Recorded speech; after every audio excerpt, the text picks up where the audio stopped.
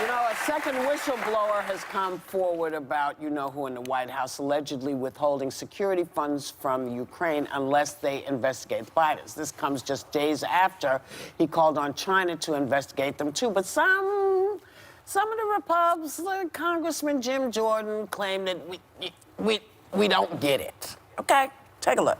You really think he was serious about thinking that China's going to investigate the Biden family? He said it right there in public. I think he's getting, as I think Senator Rubio said a couple days ago, I think he's getting the press all spun up about this. Remember, this is the president who's been tougher on China than any other president. The president asked China to investigate. We're not supposed to take the president at his word? I think Senator Rubio said it best. This is the president. You guys would think after 3.5 years, you would, with the campaign and everything else, you'd figure out some of the ways that this Yet he said in guy's... public the exact same thing he said in private to the Ukrainian president.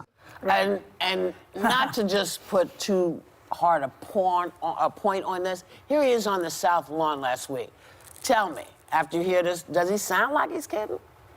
By the way, likewise, China should start an investigation into the Bidens, because what happened in China is just about as bad as what happened with Ukraine.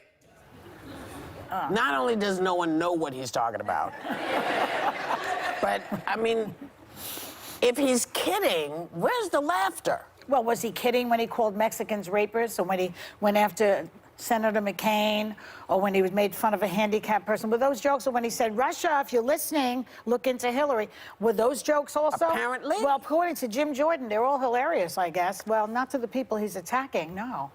So I don't know what they... But you know what? This second whistleblower could be the death knell for the guy. And thank God it's my birthday. The best present. I mean, and bring on some more. There's a whole bunch of them waiting in the wings to come out and spill the beans. Yep.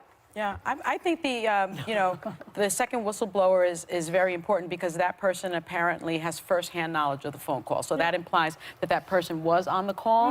And I think what people need to remember is that the transcript that we saw wasn't really a transcript. It was a memo of the call, because the call wasn't recorded. It was merely transcribed. And if you look at the transcript memo, I implore everyone to do that. When you actually read it, there are ellipses in the transcript. Ellipses, an ellipse please. means 3 little dots, and that connotes that there are words missing, conversation missing, and those ellipses can be found in 3 really important places. 1, Biden went around bragging that he stopped the prosecution, so if you can look into it, ...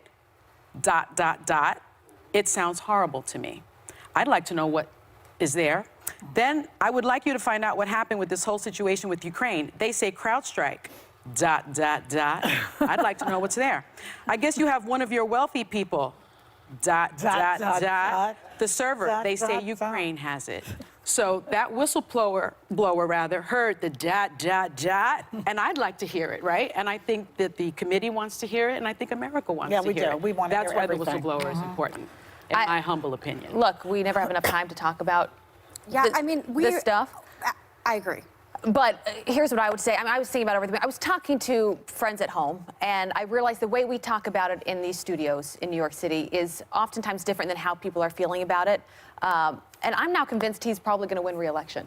I do. I think that what they're doing right now is a campaign of confusion, which, frankly, they're very good at doing. I think they are very clever, because there's no way to dig out of this hole. Well, and they know that. So what they're saying is, let's try and confuse the American people. You know what? We've got... No, but let me finish, though. Okay, we've got such a... It is your birthday, so I would like you to speak. But they will always have a 40% support base. People that can't stand the media, that can't stand the liberals. And so if they go out there and the Trump loyals say, look, this was a joke all along. It was actually Ukraine that interfered in the elections, and people are going to believe what they want to hear. People will believe what they want to hear.